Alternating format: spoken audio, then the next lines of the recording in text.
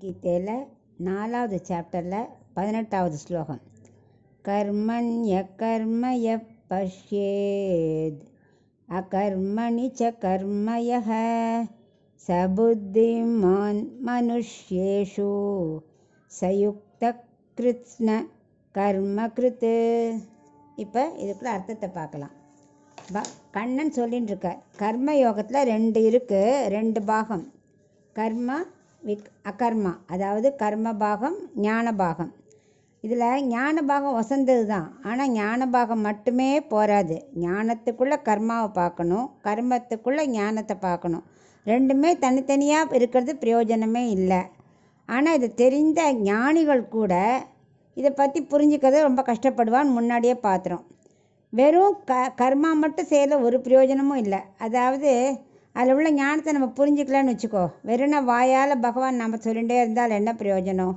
நம்ம ஒரு பூ தொடுக்கிறோம், பூ தொடுத்துட்டே இப்படி தானே பெரியாழ்வார் ஆண்டாள்லாம் மாலை தொடுத்து பெருமாளுக்கு கைங்கரியம் பண்ணினா அப்படின்னு அவளுடைய பாசுரங்களை சொல்லிகிட்டே பூ தொடுத்தோ அப்படி பண்ணால். ஸோ கர்மாக்குள்ளே அகர்மா, கர்மாவும் அகர்மா ஒன்றுக்குள்ளே சேர்ந்து தான் இருக்கணும்.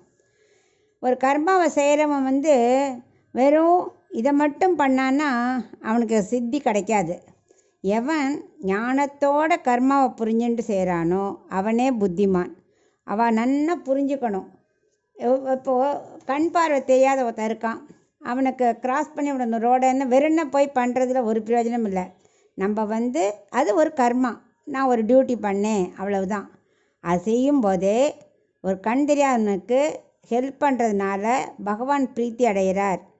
அப்படி நம்ம உள்ஞானத்தோடு செஞ்சோமானா அது அறிவு. ஸோ எப்போவுமே கர்மாவும் அகர்மாவும் சேர்ந்தே செய்யணும், அப்போ தான் பிரயோஜனம் அப்படிங்கிறார். இப்போது கருடன் பாம்பு கடிச்சுடுறது, உடனே என்ன பண்ணுறா? கருட ஸ்லோகத்தை சொல்கிறா. அந்த கருட ஸ்லோகத்தை சொல்கிற மட்டும் இல்லை, அதோட முத்திரையை வச்சுப்பாளாம். ஸோ அந்த முத்திரை மந்திரங்கள்லாம் வெறும் கர்மா.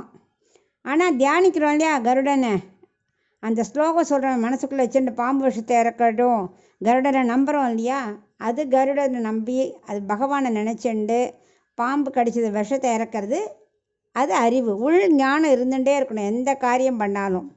கீதை வெறுட கேட்டால் அது கர்மா, அதோட அர்த்தத்தை மனசில் வாங்கிண்டா அது ஞானம். அப்போ தான் பகவானுக்கு பிரீத்திங்கிறத புரிஞ்சுட்டோமானா, உடல் வேறு ஆத்மா வேறு அந்த மாதிரி எல்லா தத்துவத்தையும் புரிஞ்சுட்டோமானா அது அகர்மா.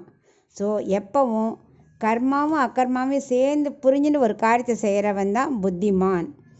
அதைத்தான் அவள் தான் பகவானுக்கு பிடிக்கும் அப்படின்னு இதில் சொல்கிறேன்.